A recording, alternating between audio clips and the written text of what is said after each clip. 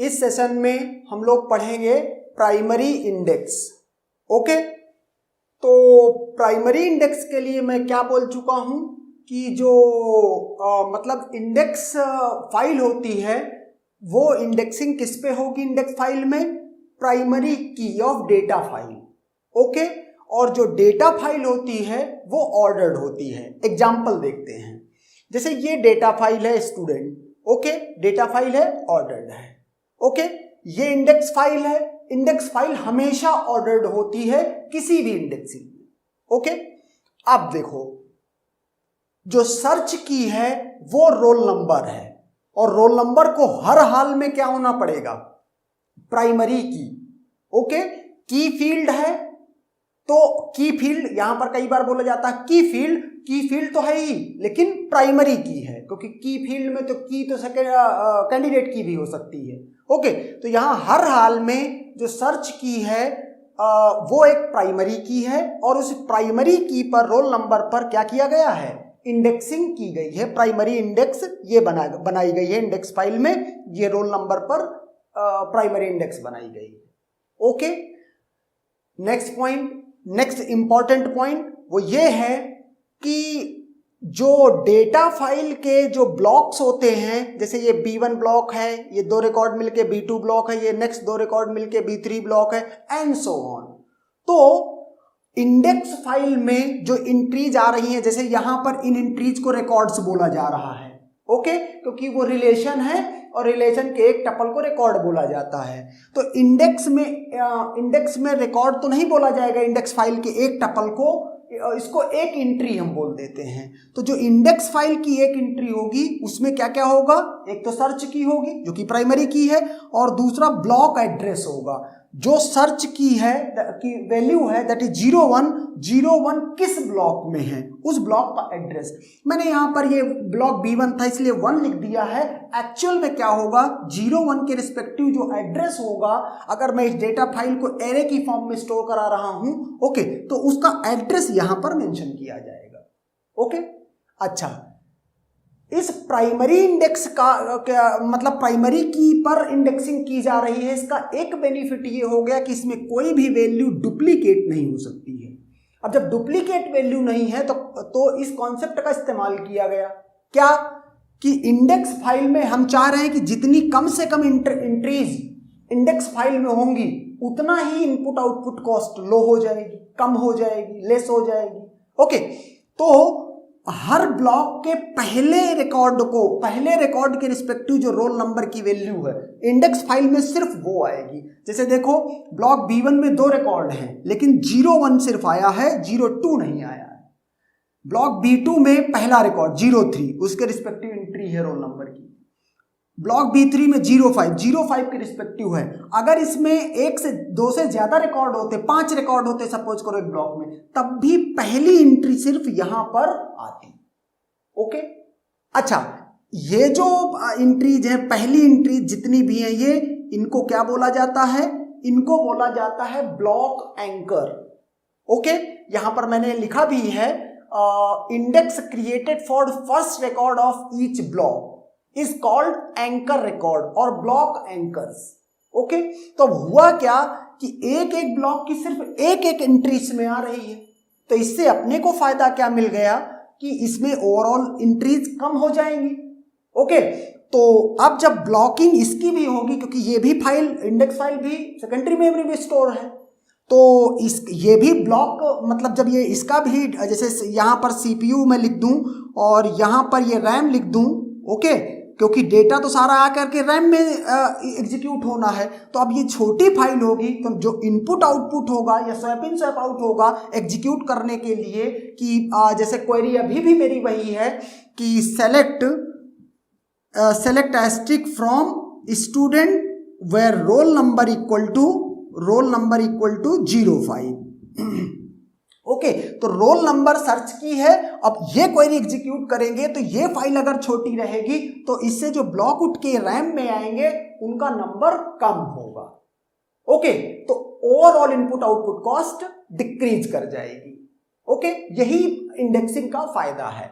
Okay, तो अब ये पॉइंट यहां से देख लेते हैं। अब चूंकि ये मतलब जो इसमें वैल्यूज हैं ये सारी सॉर्टेड ऑर्डर में हैं, और जो ये रोल नंबर की ये जो वैल्यूज हैं ये वो वाली वैल्यूज हैं जिसके बेसिस पर फिजिकल ऑर्डरिंग की गई है। फिजिकल ऑर्डरिंग का मतलब सेकेंडरी मेमोरी में ये वैल्यू ये फाइल जिन वैल्यूज पर बेस्ड स्टोर्ड है, ओके, इन्हीं वैल्यूज के बेसिस पर ब्लॉक बने हुए हैं।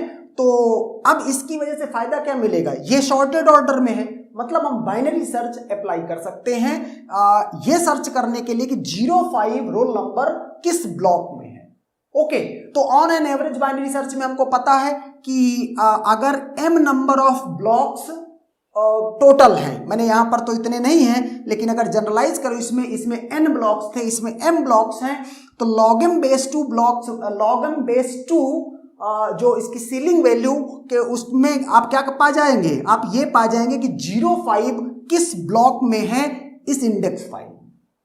ओके, तो 05 B1 ब्लॉक में है, तो log m बेस 2 ब्लॉक्स तो ये ट्रांसफर करके रैम में लाने पड़ेंगे कि 05 चेक करने के लिए कि 05 इंडेक्स फाइल में है कहां। इसके बाद जैसे ही 05 मिलेगा तो ये 3 बताएगा कि ये ब्लॉक एड्रेस 3 में है डेटा फाइल में। तो 3 यहां पर 3 मैंने लिखा है, इसमें एक्चुअल में इस जगह का एड्रेस लिखा हुआ, तो आप सीधे यहां चले जाएंगे, इस ब्लॉक को उठा करके रैम में ले आएंगे। ओके, सॉरी 3 ब्लॉक ये नहीं है, 3 ब्लॉक ये है। ओके, तो 3 ब्लॉक में ये यहां पर चले गए और इस ब्लॉक को पूरा उठा के यहां ले आए। अब रोल नंबर की वैल्यू जो 05 है इसके रिस्पेक्टिव पूरा रिकॉर्ड आपको एक्सेस करके ये दे देगा। अब यहां से एक इंपॉर्टेंट पॉइंट है, पहले ये 2 डेफिनेशन समझ लेते हैं, एक है स्पार्स इंडेक्स, एक है डेंस इंडेक्स। स्पार्स इंडेक्स का दूसरा नाम नॉन डेंस इंडेक्स भी है। तो स्पार्स इंडेक्स क्या कहता है, कहता है अगर डेटा फाइल की केवल कुछ इंट्रीज, कुछ रिकॉर्ड्स के लिए इसमें एंट्री मेंटेन की जाए इंडेक्स फाइल में, तो ऐसे इंडेक्सिंग को, ऐसे इंडेक्स को, ये जो इंडेक्स है ऐसे इंडेक्स को स्पार्स इंडेक्स बोलते हैं। जैसे देख लो आप यहां पर 01 के लिए आपने किया, 03 के लिए, 5 के लिए क्या, 7 के लिए क्या, 9 के लिए किया, लेकिन सारी इंट्रीज के लिए नहीं किया, 2 के लिए नहीं किया, 4 के लिए नहीं किया, 6 के लिए नहीं किया। तो अगर कुछ एंट्री छोड़ देते हैं इस तरह से, तो ऐसी इंडेक्स को स्पार्स इंडेक्स बोलते हैं, नॉन डेंस इंडेक्स बोलते हैं। दूसरा डेंस इंडेक्स क्या है, if an index entry is created for every search key value, search key क्या है, रोल नंबर, अगर इसकी जितनी वैल्यूज हैं हर एक सिंगल वैल्यू के लिए इसमें एंट्री हो उसकी। ओके, यहां पर वो वैल्यू, ये वाली वैल्यू, सारी की सारी वैल्यूज यहां पे आ जाए, उनके रिस्पेक्टिव इंडेक्सिंग की जाए, तो फिर वैसी इंडेक्स को क्या बोलेंगे, डेंस इंडेक्स बोलेंगे। अब देखो प्राइमरी की है, हमेशा वैल्यूज डुप्लीकेट, इसमें हमेशा कभी ऐसा नहीं हो सकता कि डुप्लीकेट वैल्यूज रहे इसमें, तो हमेशा ये ब्लॉक एंकर की ही एंट्री हम इंडेक्स फाइल में लेंगे। मतलब आप कह सकते हो ऑलवेज स्पार्स इंडेक्स, जो प्राइमरी इंडेक्स होती है वो ऑलवेज क्या है, स्पार्स इंडेक्स है। ओके, बहुत इंपॉर्टेंट पॉइंट था। अच्छा, दूसरी चीज, जैसे कि एक रिलेशन में एक ही प्राइमरी की होती है। ओके, तो कहता है अगर ये कोई पूछे कि कितनी प्राइमरी इंडेक्स हो सकती हैं एक रिलेशन में, तो एटमोस्ट 1। एटमोस्ट क्यों, क्योंकि आपका अगर आपको नीड है तो आपने इंडेक्सिंग की है, प्राइमरी इंडेक्स बनाई है, अगर नहीं बनाई तो नहीं भी बना सकते, लेकिन एटमोस्ट 1। ओके, एक से ज्यादा नहीं बना सकते क्योंकि प्राइमरी इंडेक्स हमेशा प्राइमरी की पर होती है। ओके, ये पॉइंट मैं बोल चुका हूं।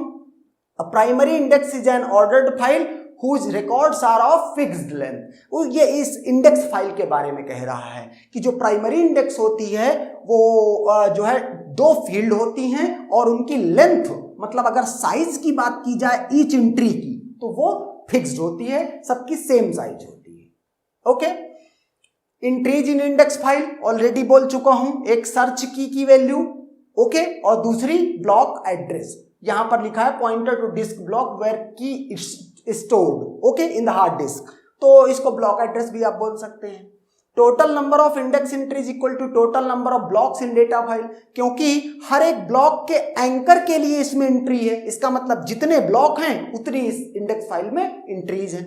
नेक्स्ट पे आ जाओ, इनपुट आउटपुट कॉस्ट। मैं बता चुका हूं कि इंडेक्स फाइल में जितने ब्लॉक्स हैं उनका log m बेस 2 का सीलिंग क्यों? क्योंकि सपोज करो वैल्यू आ गई 11.7, लेट कि आपने log m बेस 2 की वैल्यू निकाली और आंसर आ गया 11.7। ओके, तो आप 7 को इग्नोर नहीं कर सकते 0.7 को। क्यों? क्योंकि इसमें डेटा तो स्टोर्ड है और ब्लॉक पूरा या तो होगा या तो नहीं होगा, एंड देयरफॉर 11.7 को आप क्या कर देंगे, 12 कर देंगे। प्लस 1 क्यों? जैसे ही इसमें 05 ये पता चल गया कि 05 B1 ब्लॉक में है, तो इतने ब्लॉक तो पहले आपने मीन्स इस पे रैम में उठा के लेके ट्रांसफर करवा के लाए थे।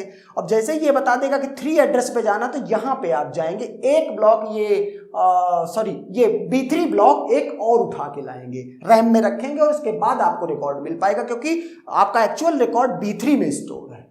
ओके, तो ये +1 हो गया इस तरीके से। अब इसमें एक और बहुत ही इंपॉर्टेंट पॉइंट है, जैसे मैंने पहले भी ऑर्डर्ड फाइल ऑर्गेनाइजेशन और अनऑर्डर्ड फाइल ऑर्गेनाइजेशन बताया था, तो वहां पर एडवांटेज और डिसएडवांटेज बताए थे। वहां पर मैंने जो फाइल को लिया था वो लिंक लिस्ट की फॉर्म में स्टोर कराया था डेटाबेस में, लेकिन यहां मैं इस फाइल को एरे की फॉर्म में स्टोर करा रहा हूं। तो इसका एक डिसएडवांटेज है, insertion and deletion is very inefficient.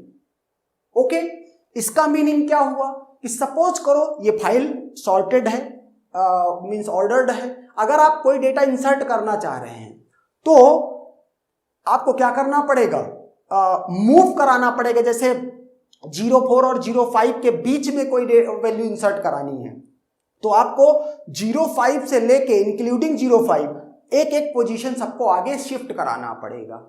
Okay, तो ये मूव कराने के केस में वर्स्ट केस में लीनियर टाइप की कॉस्टिंग हो सकती है। ओके, सिमिलरली डिलीशन अगर आपको करना है, अच्छा जैसे आप इंसर्ट कर देंगे तो उसके बाद जो ये ब्लॉक एंकर है, जो इंडेक्स फाइल है, आपको इसको फिर से रीऑर्गेनाइज करना पड़ेगा। क्यों? क्योंकि अगर 04 के बाद आप कोई एंट्री यहां पर इंसर्ट करते हैं तो पहले ब्लॉक एंकर 05 यहां आना चाहिए था, लेकिन अभी 04 के बाद कोई एंट्री रखने पर जो ब्लॉक एंकर है उसका वो बदल जाएगा, तो आपको इसमें भी चेंज करने पड़ेंगे।